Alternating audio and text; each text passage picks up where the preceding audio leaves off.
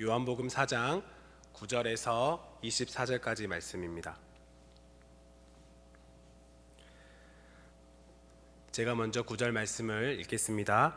사마리아 여자가 이르되 당신은 유대인으로서 어찌하여 사마리아 여자인 나에게 물을 달라 하나이까 하니 이는 유대인이 사마리아인과 상종하지 아니함이러라.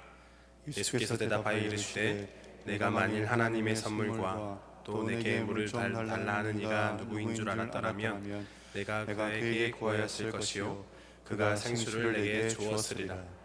여자가 이르되 주여 물 기를 그릇도 없고 이 우물은 깊은데 어디서 당신이 그 생수를 얻겠사옵나이까?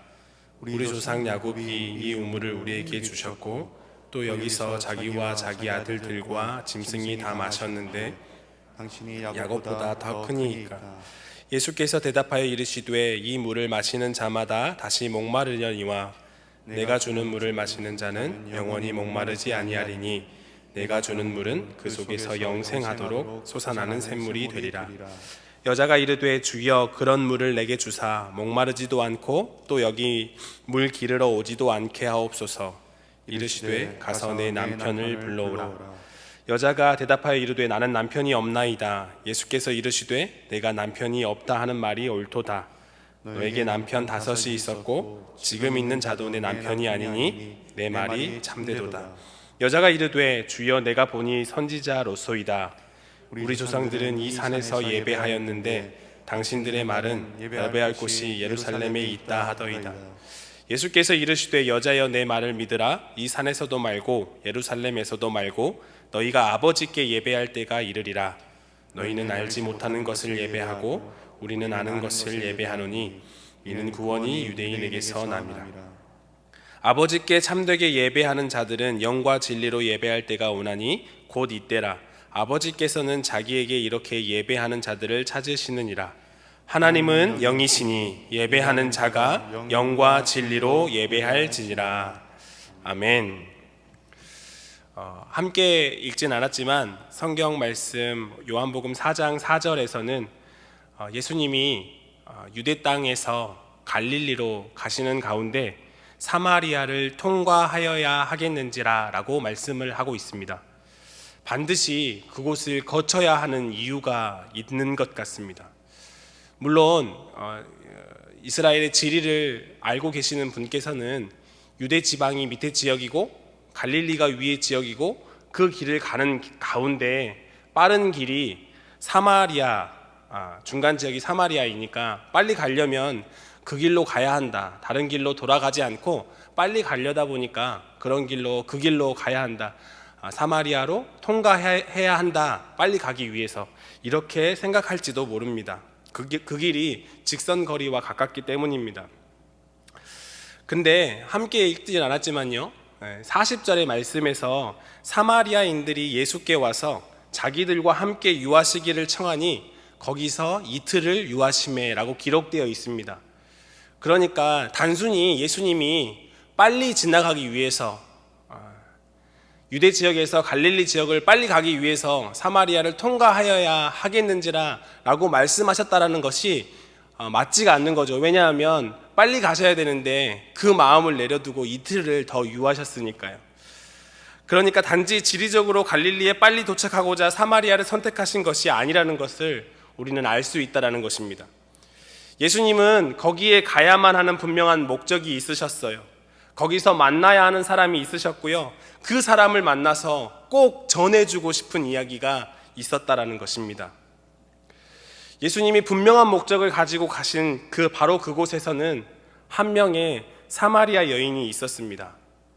이 사마리아 여인은요, 때가 6시쯤 되었을 때, 그러니까 우리 시간으로 이야기하면 12시 정오의 시간에 우물에 물을 기르러 물동이를 가지고 나아온 여인입니다. 그날 그 지역의 기후가 정오에는 사람들이 움직이지 않는다는 것을 감안해 볼 때에 아마도 이 여인은 다른 사람의 눈을 피해서 물을 기르러 우물가로 나온 듯 합니다. 무엇이 그 여인으로 하여금 사람들의 눈을 피해서 그렇게 하게 했을까? 다른 정보들은 확인할 수는 없지만 뒤에 사마리아 여인과 예수님과의 대화를 통해서 이 사마리아 여인이 남편이 5이고 지금 있는 남편도 내 남편이 아니라는 대화 내용을 볼 때에 어찌 됐든지 간에 다른 사람들의 손가락질, 속닥거림에 한 복판에 있었던 여인임을 생각해 볼 수 있을 것 같습니다. 이 여자가 한 남자에게 만족을 못해서요, 이 남자도 만나보고 저 남자도 만나보고 그런 사람일 수 있을 것 같아요. 그러니까 성경적인 표현에 의하면 음란한 여인이라고요. 그런데 또 한편으로는 그 당시에 여성들이 주도적으로 이혼을 하고 싶다고 이혼을 할 수 있는 것이 아니라 이혼을 당하는 쪽이 있다 보니까 이 남자에게도 버림받고 저 남자에게도 좀 버림받고 이렇게 여러 번 버림받아 왔던 여인, 지금도 같은 남편하고 살지만 버림받기 직전의 상태에 놓인 여인이라고도 생각해 볼 수 있다는 것이죠. 이 남자도 만나고 만족을 못하고 저 남자도 만났는데 만족을 못해서 이렇게 저렇게 5명의 사람들과 그리고 지금 1명의 남편과 살고 있다고 한다면 지금 시대에도요, 그것만으로도 손가락질 받을 만한 일이 됩니다. 혹 그것이 아니라 반대로 이 남자에게도 버림받고 저 남자에게도 버림받은 것이라고 한다면 세상 사람들에게 있어서 그것도 또한 저주의 손가락질을 받는 것처럼 절망 가운데 하루하루를 살아갈 수밖에 없었던 사람이 바로 이 사마리아 여인이라는 것이지요. 그러니까 버림을 당했던 주체가 되던 피해자의 입장이든 이래나 저래나 사람들의 눈을 피해서 다닐 수밖에 없는 여인이 오늘 예수님이 만나려고 했던 그 사마리아 여인이라는 것입니다. 그런데 한편 이 말씀을 생각해 보면서 이런 생각도 할 수 있을 것 같아요. 그렇게 손가락질을 받았다면 남편을 5명이나 만나고 지금 있는 남편도 내 남편이 아니라고 할 만큼의 그런 상황들을 당했다고 한다면, 그 절망 가운데 있다고 한다면, 그 손가락질을 받고 있다고 한다면 이 여인은 왜 그 지역을 떠나지 않았을까? 힘든 상황 가운데서 그냥 그 지역을 떠나서 자기 자신을 아무도 모르는 그곳에 가서 속 편하게 살면 될 텐데, 그렇게 힘든 현실 가운데에서도 손가락질 당하면서도 정오의 시간에 물동이를 가지고 터벅터벅 물을 기르러 나올 수밖에 없는 그 여인의 상황은 도대체 어떤 상황일까? 일평생 사람들의 수군거림과 손가락질을 당하는 것보다 다른 곳으로 떠나 살면 더 편할 텐데 왜 계속해서 그 여인은 그 자리를 떠나지 못할까? 성경의 말씀에서 그 사마리아 여인이 지금 하려는 행위는요, 바로 물동이를 가지고 야곱의 우물에서 물을 기르려고 하고 있습니다.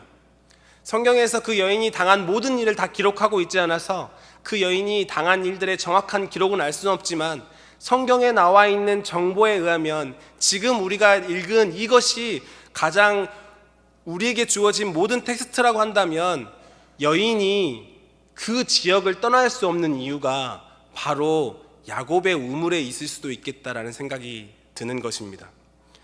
종합적으로 성경에서 우리에게 주는 정보만을 가지고 생각해 볼 때에 이 사마리아 여인은요, 첫 번째 야곱의 우물에서 물을 기르러 이곳에 나왔습니다. 정말 순수하게 목이 말라서 이 우물에 물이 필요해서요, 이 우물에 나와서 물을 기르러 나왔을 수 있습니다. 또 한 가지 생각해 볼 수 있는 것은 야곱의 우물에서 물 말고요, 다른 것을 기대하고 바라는 마음에서 나왔을 수 있겠다라는 생각이 듭니다.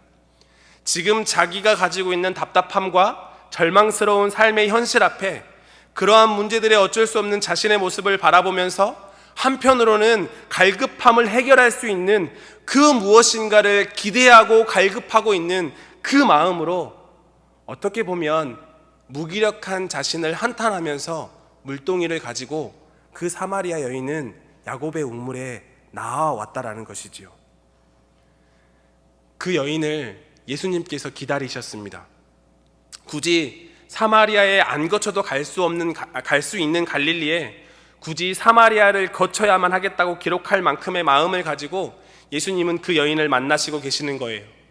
어쩔 수 없이 혹은 어쩌다 보니 그 여인을 만났던 것, 그러니까 우연으로 그 여인을 만났던 것이 아니라 그 여인과 대화하고 그 사마리아 사람들과 이틀이라는 시간을 더 보낼 것을 이미 알고 계신 예수님께서 그 여인을 기다리셨다는 말입니다. 그리고는 예수님께서 그 여인에게 말을 거십니다. 뭐라고요? 물 좀 다오. 제자들이 먹을 것을 사러 그 동네에 들어간 지금 이 시점에 그 여인 앞에 나타난 예수님은 그 사마리아 여인에게 물 좀 달라라고 말을 하고 있습니다. 예수님이 우물가에 앉으실 때 피곤하셨다라는 성경 표현을 통해서요, 그저 오랜 여정 가운데 특별히 햇볕이 내려쬐고 있는 정오의 시간임을 감안해 볼 때에 예수님께서 단순히 목이 말라서 물 좀 달라고 하셨을 수도 있을 것 같습니다. 그런데 앞선 정황에서 살펴볼 때에 예수님은 분명한 목적을 가지고 그 한 사람을 만나서 대화하기 위해서 사마리아라는 길에 자층해서 오셨어요. 그러니까 예수님의 그 물을 달라는 것은 단순히 예수님의 육체적인 목마름을 해결하는 것 이상의 의미가 있다는 것이죠. 내가 지금 너를 만나러 왔어. 내가 너에게 무엇을 해주기를 원하니? 라고 말하는 것과 같은 의미 있는 말씀이라는 겁니다. 마치 성경에 아픈 사람들에게 예수님께서 내가 지금 내게 무엇을 해주기를 원하느냐와 같은 그 의미를 담고 있는 표현이 물을 좀 다오 라고 하는 예수님의 그 사마리아 여인을 향한 메시지라는 것입니다. 그런데요, 이렇게 계획적이고 준비된 예수님의 그 직접 내미신 손길을요, 여인은 곧바로 잡지 못했습니다. 예수님이 어떤 분이신지 누구신지 잘 모르기 때문에가 첫 번째 이유였고요, 두 번째는 그 예수님, 나를 찾아온 예수님보다 지금 자신이 처한 상황에 더 집중하고 더 몰두하고 있었기 때문에, 자신이 사마리아 여인이고 지금 자신이 처한 상황이 너무나 무기력하고 절망 가운데 있는 상황이기 때문에 예수님의 직접 내미신 손길을 잡지 못했다라는 것입니다. 첫 번째로요, 요한복음 4장 9절의 말씀에서는 이렇게 말씀합니다. 사마리아 여인은 물 좀 달라고 하는 그 예수님 앞에 이렇게 대답해요. 사마리아 여자가 이르되 당신은 유대인으로서 어찌하여 사마리아 여자인 나에게 물을 달라 하나이까 하니 이는 유대인이 사마리아인과 상종하지 아니함이로라. 예수님이 물을 달라고 한 그 이야기가 사마리아 여인에게는 너무 낯설게 들렸습니다. 사람이 아무도 없을 때 내 속도 달래고 물도 기르러 나왔는데 하필이면 유대인 남자를 그곳에서 만났습니다. 안 그래도 사람들을 피해 다니고 있고 사람들이 자주 다니지 않는 시간대에 물을 기르러 나왔는데 하필 마주친 사람이 사마리아인도 아니고 그 사마리아인과 상종하지 않았던 유대인이었다는 말입니다. 그래서 그 여인의 입에서 자연스럽게 나오는 이야기가 무엇입니까? 나는 사마리아 여인입니다. 왜 나와 말을 섞으려 하십니까? 유대인들은 사마리아인들이 혼혈 민족이 되어버렸다고 가까이 하지도 않고 거리감 두고 멀리하는 것이 당연한 것인데, 당신은 도대체 누구시기에 지금 사마리아 여인이 나에게 지금 말을 걸고 있는 것입니까? 라고 묻는 거예요. 예수님은 그 사마리아 여인을 만나기 위해서 사마리아를 굳이 통과해서 그 길을 가고 있다고 말씀드렸습니다. 그리고는 그 여인의 필요와 갈급함을 정확하게 파악하시고 그 사마리아 여인에게 손을 내밀고 계시는 거예요. 그런데 그 여인이 예수님께 보이는 반응은 어떻습니까? 거부감이에요. 자신이 기존에 받았던, 자신이 기존에 가지고 있던 상처, 거부감, 편견, 아픔들로 인해서 예수님의 손길을 뿌리치고 있다는 것입니다. 이 사마리아 여인에게는 어떤 이유인지 정확하게 다 알 수는 없지만 남편이 5명이라는 그 사실 하나만으로도 여러 가지 상처들로 똘똘 뭉친 사람임을 생각해 볼 수 있습니다. 그래서 자신에게 다가서서 손을 내미시는 예수님에 대해서 관심을 가지려고 하지 않아요. 정확하게 말하면 지금 자신에게 손을 내밀고 있는 사람이 누구인지 그것에 관심을 가지고 있지 않다라는 것입니다.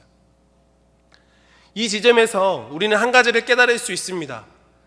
바로 우리 마음 가운데 상처, 거부감, 편견, 아픔들이 우리에게 가져다주는 좋지 못한 영향력들에 대해서 말입니다. 상처, 편견, 아픔들은 우리에게 어떤 안 좋은 영향력을 끼치게 할까요? 이러한 것들은요, 우리로 하여금 하나님의 사랑과 예수 그리스도의 은혜를 경험하는 것을 방해합니다. 가로막아요. 오히려 자신의 상처, 자신의 아픔에 더욱더 집중하게 만듭니다. 자신의 상황과 그렇게 되어버린 과정들 가운데 집착하게 만들어서 결과적으로 자신이 영적으로 누구에게 나아가야 되는지를 까먹게 만들어요. 잊어버리게 만들어요. 더 이상 아무것도 할 수 없는 무기력한 자신으로 착각의 늪으로 빠져버리게 만든다는 것입니다. 물론 상처, 거부감 없는 이런 아픔 없는 사람은 없겠죠.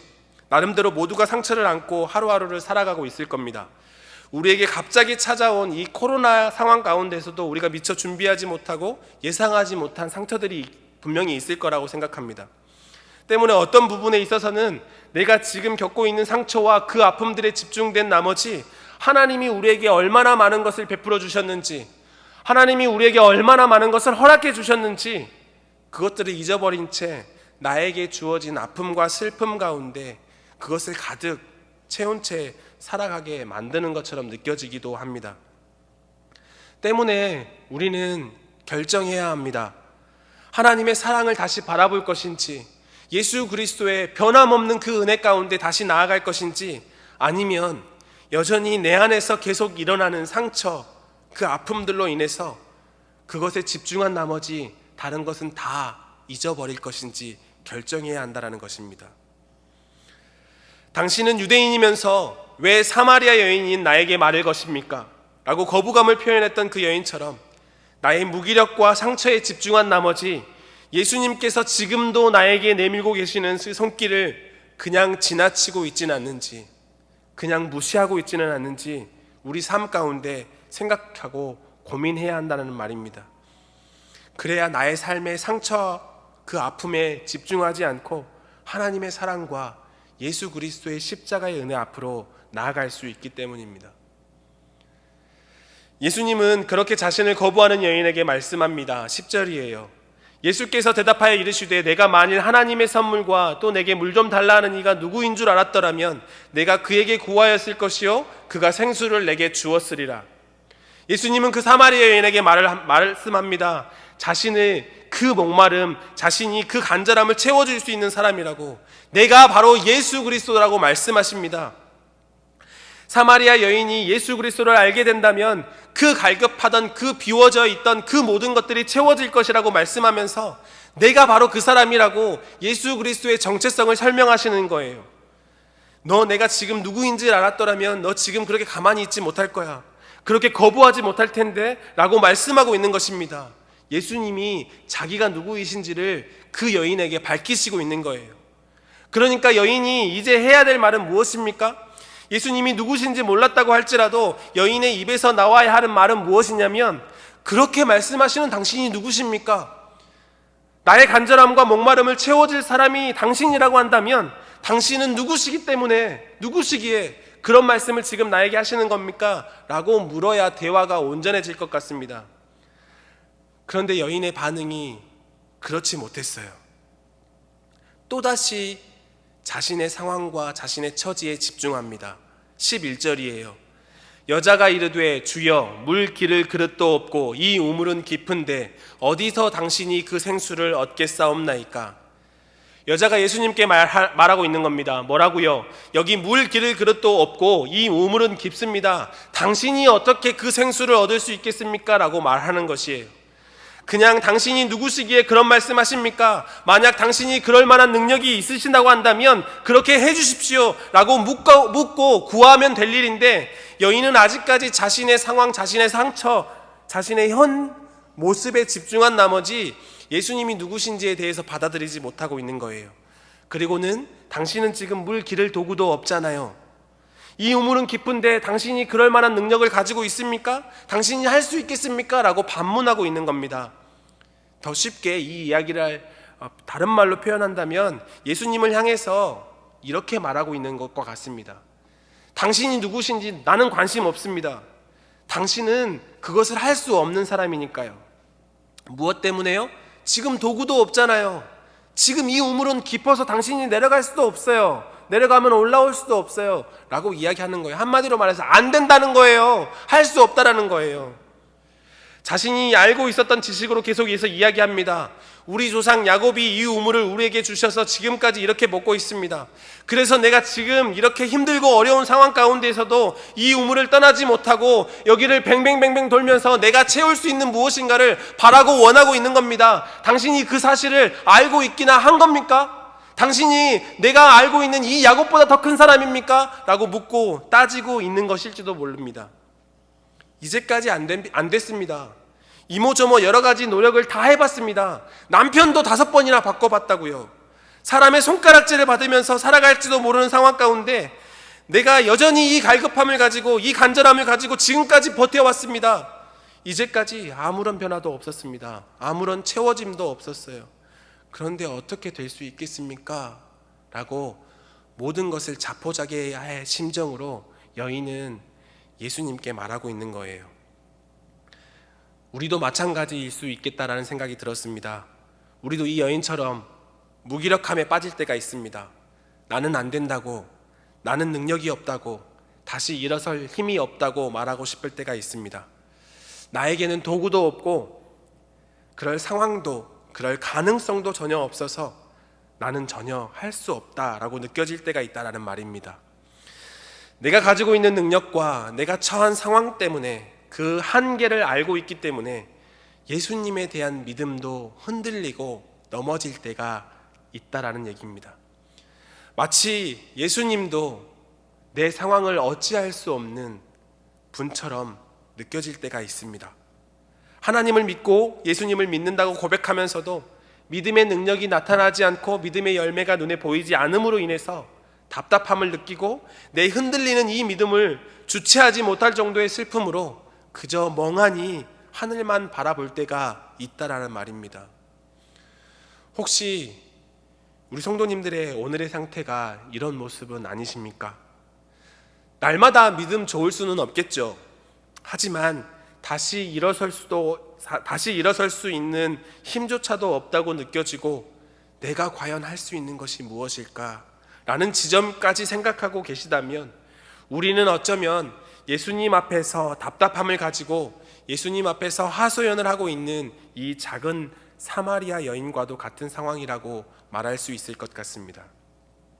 자신이 처한 상황, 자신의 무능력, 자신이 할 수 없는, 바꿀 수 없는 이런 처지 때문에 예수님께서 내미신 손을 붙잡지 못하고 있다는 것입니다. 그렇게 무기력하게 자신의 상처와 거부감, 상황에 빠져들어 온갖 부정적인 생각으로 가득 차 있는 여인에게 예수님은 말씀하십니다. 13절과 14절의 말씀이에요. 예수께서 대답하여 이르시되 이 물을 마시는 자마다 다시 목마르려니와 내가 주는 물을 마시는 자는 영원히 목마르지 아니하리니 내가 주는 물은 그 속에서 영생하도록 솟아나는 샘물이 되리라. 아멘. 사마리아 여인이 찾고 구했던 그 야곱의 우물을 마시는 것은 영원한 목마름을 해결하지 못한다. 너가 그토록 찾고 구했던 그 갈급함을 해결하지 못한다라는 것입니다. 그리고는 내가 너의 영원한 목마름을 해결할 수 있도록 해줄 수 있다. 예수님께서 자신이 어떤 존재인지, 자신이 예수 그리스도다라고 다시 한번 여인에게 분명하게 정체성을 밝히고 있는 말씀인 것입니다. 너는 평생도록 안 된다 말했을지 모르지만 나는 할 수 있다, 예수님은 할 수 있다 라고 말씀하고 있는 것이기 때문입니다. 왜냐하면 예수님이 영생하도록 솟아나는 샘물이 되기 때문입니다. 그 여인이 그토록 찾고 구했던 그 갈급함을 해결해 줄 수 있는 분이라는 사실을 여인에게 말씀해 주시는 것이에요. 여러 가지 손가락질 받고 비난당하는 그 상황 가운데에서도 야곱의 우물을 떠나지 못했던 그 여인에게 있어서 야곱의 우물에서조차도 누릴 수 없었던 그 갈급함의 해결을 경험하게 해줄 수 있다라고 예수님이 말씀하시는 것입니다. 세상 어디에서 누릴 수 없었던 그 만족함을 누릴 수 있게 해줄 수 있는 분이 바로 예수님이라고 말씀하십니다. 내가 능력이 없고 부족해서 아무것도 할 수 없다고 느껴질 때라도 나에게 손 내밀어 주시고 나와 함께 하시겠다고 말씀하여 주시고 나의 등 뒤에서 나의 등을 밀어주시는 분이 예수님이라는 말씀입니다. 지금 나의 상황이 도저히 일어설 수 없는 것만 같은 상황이라고 할지라도, 안 된다고 못한다고 그런 생각들로 똘똘 뭉쳐 있다고 할지라도 이 모든 상황들을 역전시켜 주실 수 있는 분이 예수님이다 라고 말씀하시는 것이라는 얘기입니다. 우리 모두가 이 생수의 근원 되시는 예수님을 믿음으로 고백하시는 한 사람 한 사람 되시기를 주님의 이름으로 간절히 소망합니다. 때로는 흔들려도요, 때로는 낭망해도 하나님 앞에 이 사실을 고백함을 통해서 날마다 독수리 날개쳐 오르는 힘을 얻게 되시는 우리 모든 성도님들이 되시기를 다시 한번 주님의 이름으로 축원합니다.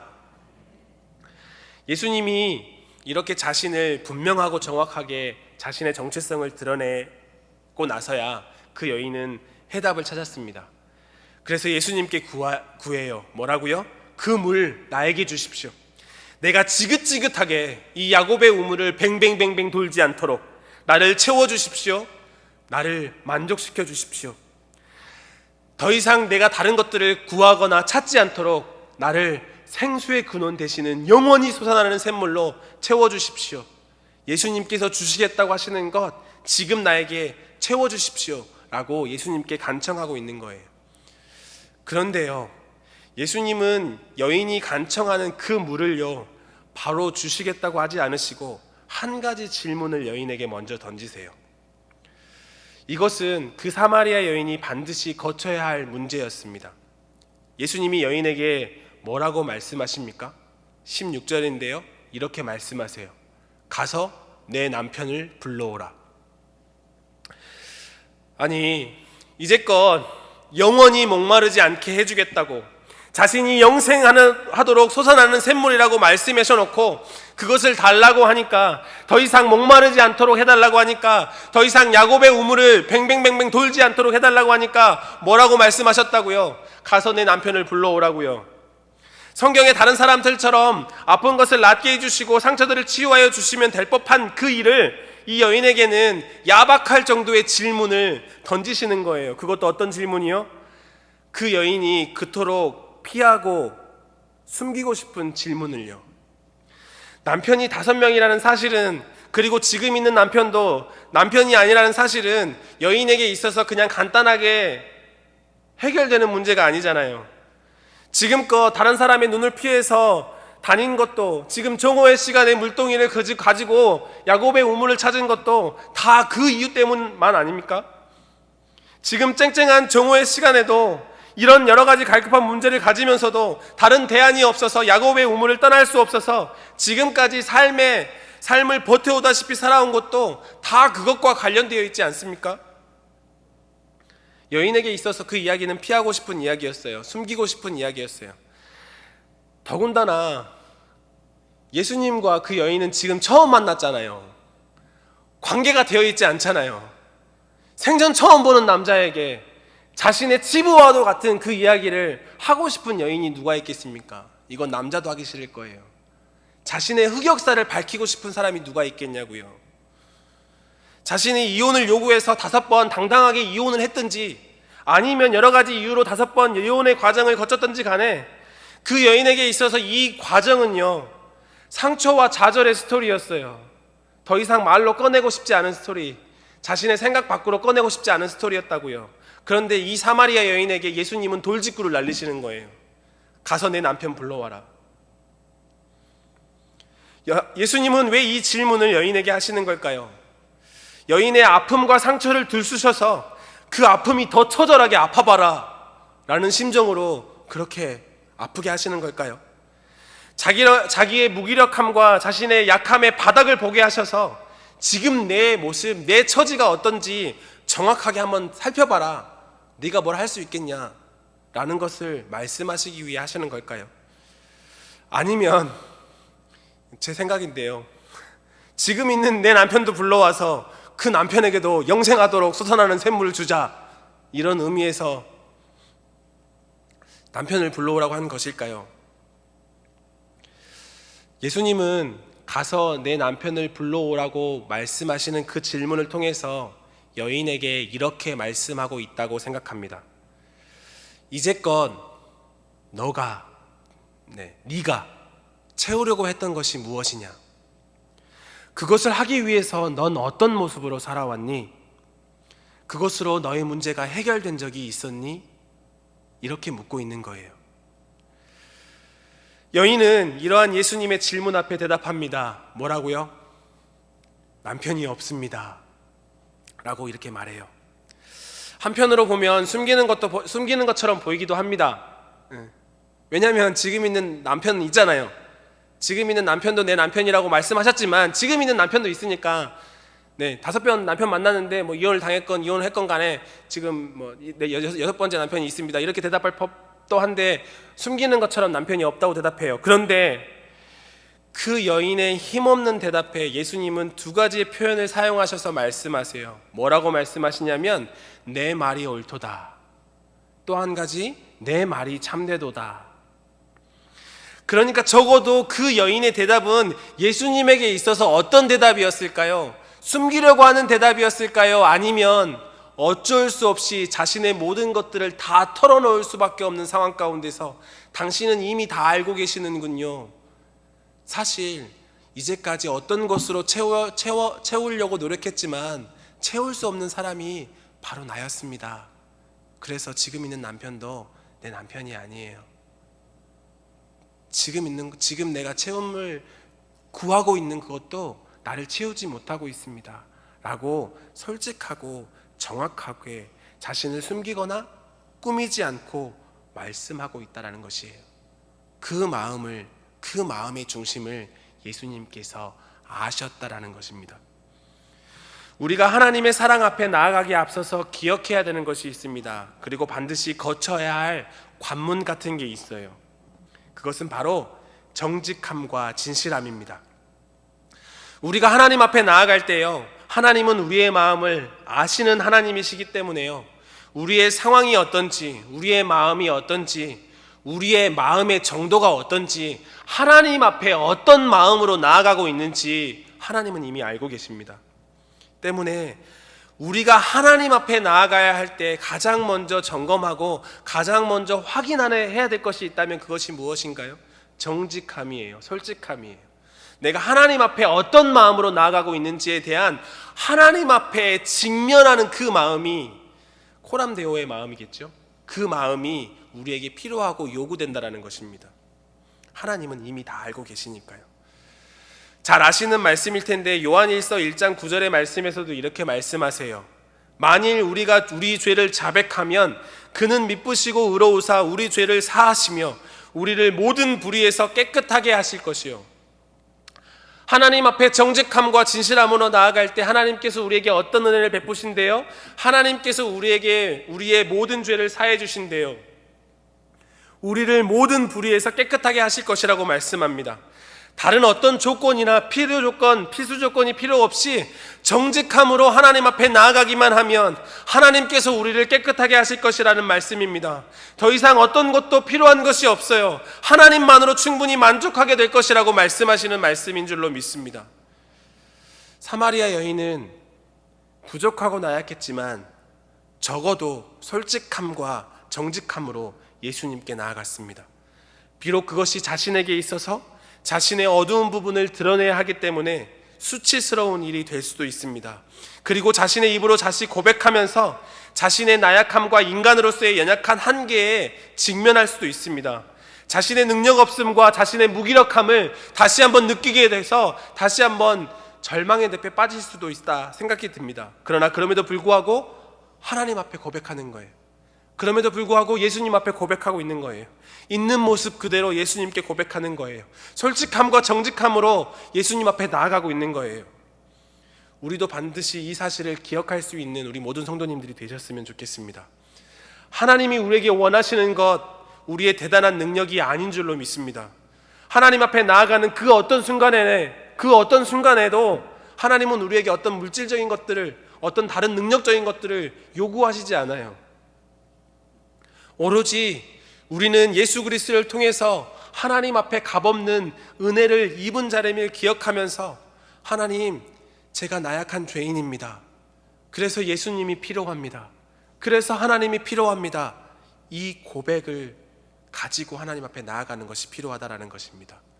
그렇게 한다면 밉보시고 의로우신 예수 그리스도의 보혈이 우리를 모든 불의에서 깨끗하게 하실 것이기 때문입니다. 우리 모두가 힘든 시절을 보내고 있습니다.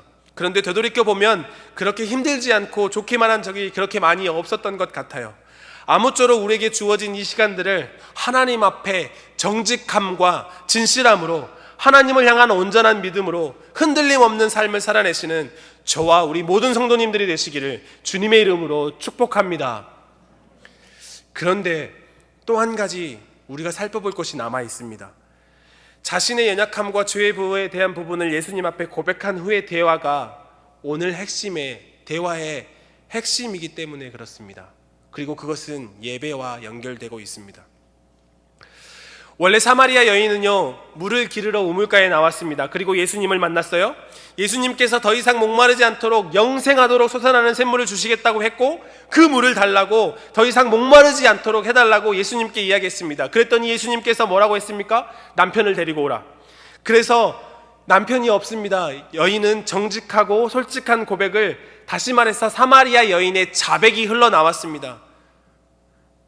그러면 대화의 내용이 여인이 그토록 원했던 그 물을 구했다라고 끝나면 좋을 텐데, 그리고 나서 여인이 뭐라고 말하냐면, 이제 보니 내 앞에 계신 예수님은 선지자이십니다 라고 말하면서, 그런데 제가 궁금한 것이 있습니다 라고 이야기하면서 예배에 대한 질문을 하고 있다는 것입니다.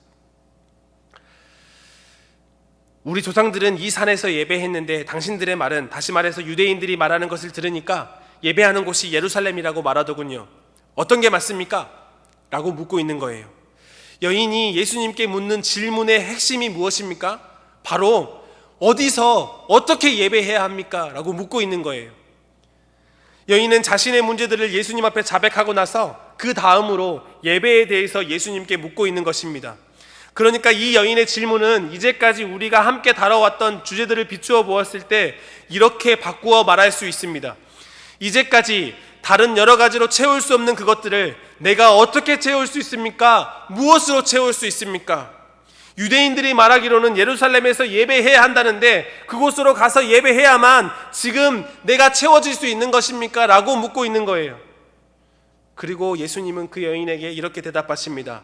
너무나 잘 아시는 말씀이시지요. 요한복음 4장 23절 24절 말씀입니다. 아버지께 참되게 예배하는 자들은 영과 진리로 예배할 때가 오나니 곧 이때라. 아버지께서는 자기에게 이렇게 예배하는 자들을 찾으시느니라. 하나님은 영이시니 예배하는 자가 영과 진리로 예배할지니라. 아멘. 예수님이 그 여인에게 대답하시는 거예요. 영과 진리로. 개역 한글 버전에서는 신령과 진정으로. 예배할 때가 바로 지금이다. 하나님은 이렇게 예배하는 자들을 찾고 계신다. 영과 진리로 예배하자라고 말씀하시는 거예요. 이 부분은요, 사마리아 여인과 예수님과의 대화의 가장 핵심적인 부분이에요. 키포인트를 가지고 있는 결정적인 내용을 담고 있는 부분이라는 말이에요. 사마리아 여인은 그 어떤 것으로 채워지지 않는 자기의 무기력함과 나약함을 두고 인적이 없는 그 시간에 물동이를 가지고 터벅터벅 우물가로 나와왔습니다. 내가 무엇으로 채울 수 있을까? 어떤 것이 나를 만족시켜 줄 수 있을까? 내가 무엇을 하며 어떻게 살아가야 할까? 이런 총체적이고 근본적인 질문 앞에서 방황하는 삶을 살고 있었어요.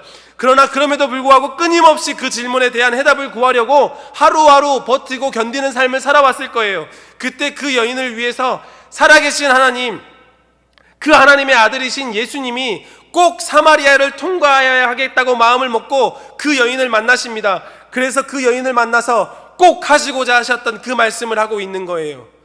내가 너에게 영원히 목마르지 않는 영생하도록 솟아나는 샘물이 될 것이다. 하나님 앞에 영과 진리로 예배할 때가 올 텐데 지금이 바로 그때다. 너가 그토록 바라고 원하고 기다렸던 그 모든 것들이 나를 통해서 채워지게 될 것이다. 그리고 예배함을 통해서 이루어지게 될 것이다 라고 말씀하고 계신다는 것입니다. 예수님은 어떻게 보면 문제 많고 다른 사람들도 피하고 스스로도 사람들을 피하면서 살아가고 있을지 모른 그 여인을 계획적으로 만나셔서 그 여인에게 바로 이 말을 하고 싶으셨어요. 영과 진리로 예배하라고 말씀하셨다는 것입니다. 소망 없고 방황하던 그 삶에 다른 것으로 채우지 말고 예수님으로 채워라. 그것이 무엇을 통해 가능하냐? 예배를 통해 가능하다라고 말씀하고 있다는 것입니다. 저는 하나님께서 오늘 우리에게 말씀하고 계시는 것이 이것이라고 생각합니다. 우리 앞에 놓여진 여러 가지 현황들이 우리의 마음을, 또 우리의 상황들 여전히 힘들고 어렵게 하는 것이 사실입니다.